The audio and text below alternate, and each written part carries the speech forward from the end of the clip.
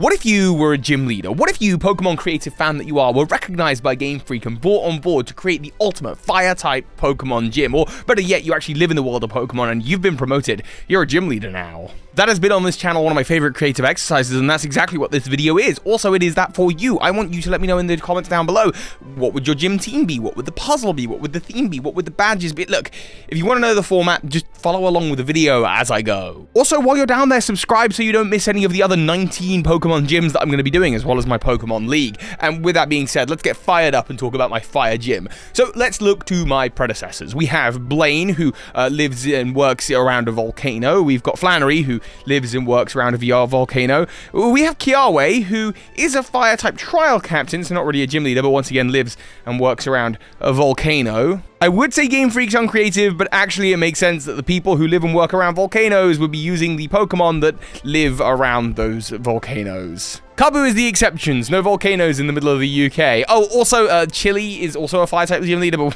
we're not counting Chili. So, volcanoes then.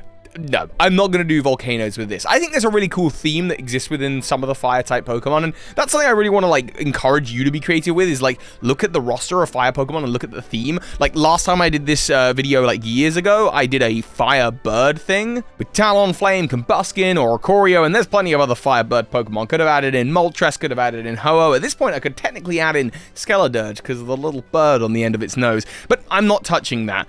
Dude like that though with Skeledirge, and Skeledirge of course is an alligator, a crocodile. Much like the birds, it is a living dinosaur, and I love this idea of living dinosaurs for a fire gym, because living dinosaurs and dragons tie together really, really nicely, and dragons typically in regular folklore are fire breathers first and foremost. And so with this, I'm going to set my gym in the lush jungles of the Alola region, where trials are out and gyms are in. And the lush jungle, usually run by the trial captain Mallow, Mallow's now like grown up and is no longer a trial captain. I am going to set up a gym inside that jungle. But this is the Alola region, so there's going to be more of a trial-like aspect to how you do the gym battle and gym challenge. You might remember there's a character on Route 8, I believe, of Alola, who's talking about making a sort of living Jurassic Park, and of course, you might have believed that they meant fossil Pokemon, but no.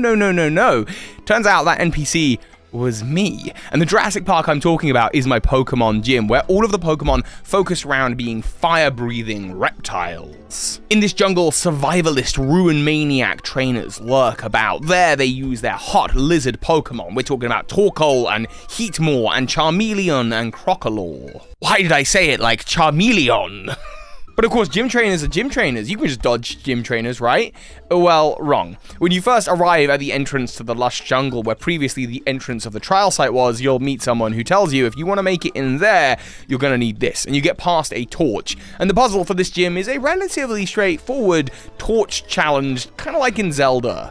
You're going to walk around with your torch until it goes up, and you're going to light different campsites throughout the jungle so that you can see your way through. If you can't see where you're going, you won't be ready for the encounters against both trainers and wild Pokemon, because this is still a jungle in the Alola region. So as well as all of the aforementioned Pokemon, you might find the occasional Lurantis, a little throwback to the Totem Lurantis that was here previously, which with all of the Pokemon around using Sunny Day, it's got its Solar Blade attack ready to mess up any water types that you brought to the area, and even Kecleon, which is a classic color change Pokemon that also lives in the lush jungle. Kecleon might be used by a trainer or two as well. So you're going to have to avoid both wild Pokemon and the Pokemon trainers by lighting your path, by lighting the various campfire. You are finding yourself in a very primeval jungle. That's what I'm really looking for. And ultimately, once you've reached the deepest depths of the jungle and you've found your way through lighting the campfires and evading the savage creatures that live out there in the lush jungle, you're going to find your way to a temple. A jungle temple, not too dissimilar to the one from Sonic Adventure DX, you know, the really cool one with the snake head. And there will be a puzzle to light torches in a particular order, but hurry, because at any point out of the bushes, more powerful fire-type Pokemon will ambush you. But you're a smart lava cookie, so you work out the correct order to light the torches, and the gate opens. You evade any remaining trainers, or maybe you decide to take them on with their Charmeleons and their Turtonators, and you even deal with the wild prehistoric Lurantis that are taking care of your rock and water Pokemon with their powerful grass moves, and you find your way inside the temple. And once inside the temple, you find out It's really big in there, and even inside the temple there is lush greenery growing, trees everywhere, palm trees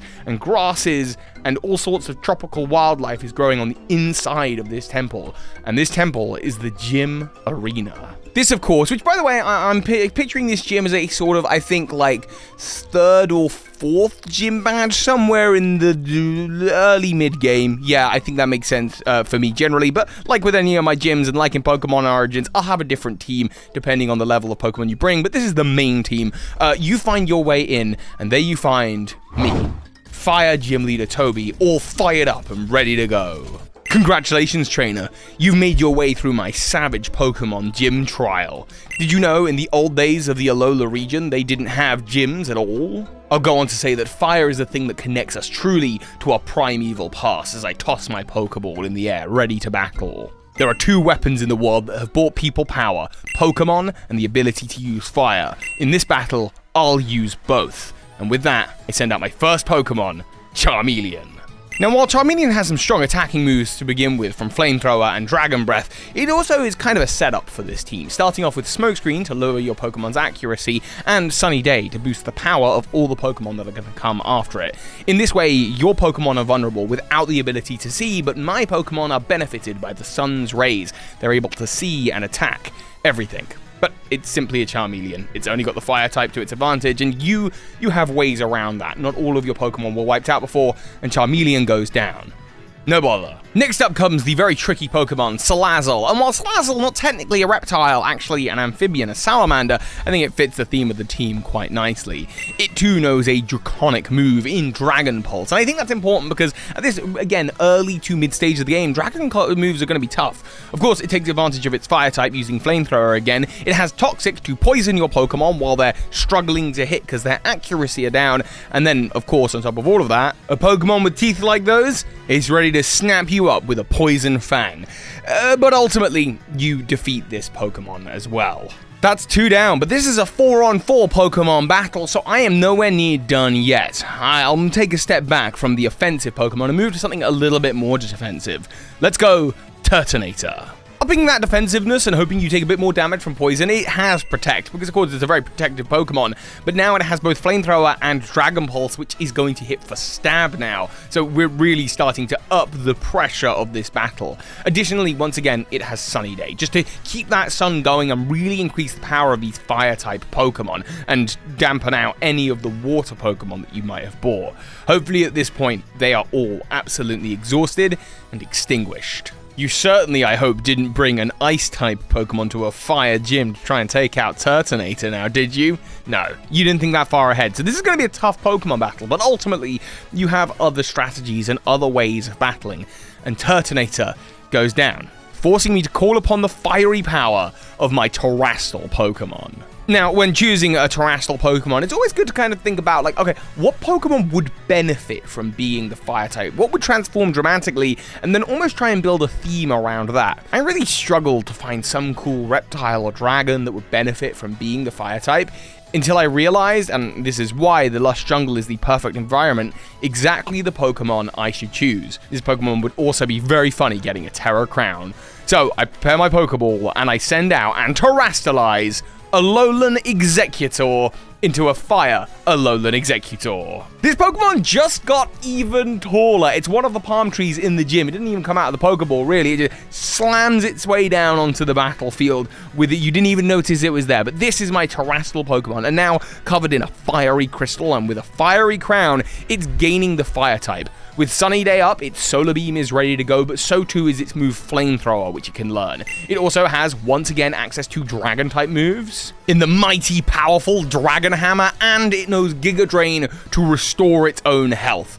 This is a fire-breathing dragon as a tree, and if ever I saw it, I think this is just like an absolutely perfect Pokemon for this gym. It is a primeval creature and represents a primeval jungle with pure fire power. And it's normally quad weak to ice, but not anymore. Now it has that fire type. It's a really huge advantage for this Pokemon to have. I think this will be a real troubling Pokemon for you to deal with at this stage in the game, But you are a talented Pokemon trainer, so I have no doubt that you'll find a way around the Fire-type Alolan Exeggutor, and this tree will come crashing down, burning on its own fire. Oh, that's kind of dark. Actually, no, I'll just call it back to the Pokeball. How? How is that possible? My angry, fired-up self will be cooled down, and with that will come over to you. Congratulations, Pokemon trainer. I hear you're doing well in the other Pokemon gyms in this series, the normal and rock-type gyms. Congratulations, but there are many more gym challenges to go. Some will appear in regions where gyms are common, and others might appear in regions like Alola, where gyms are kind of a new hot thing. Creating these gyms takes a sunny attitude. Here, take this, and I give you the TM for Sunny Day. It also takes a kind of fiery disposition anyway, so to represent that, I award to you the Torch Badge.